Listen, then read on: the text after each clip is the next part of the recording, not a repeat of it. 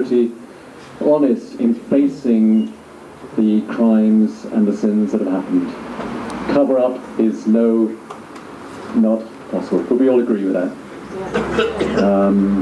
So the way to healing, the way forward is through repentance.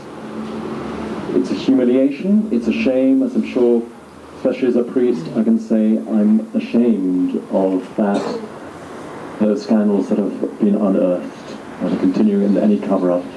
So I need to always look at myself, say, am I really being true to the Lord, to my conscience, to integrity, absolutely true to never using other people in any way. And so I think it's a real call to prayer and to renewal and recovery.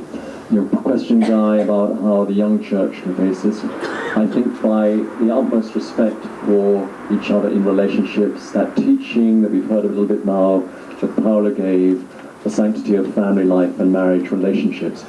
It's difficult because we're fallen, our passions, as St. Ignatius said, are disordered, and we don't always go with true relationships and respect and reverence for others.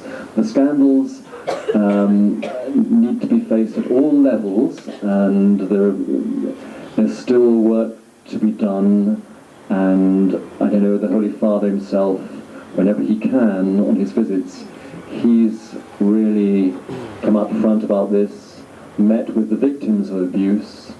It's an interesting question as to whether he might go to Dublin for the Eucharistic Congress next year. If he did, he would be incredibly brave pastor. He would face a lot of flack. And people are very angry in Ireland, as you might have read, and you might have gone there for your vacation, and some of you would hear about that. I think that's the last thing I would say.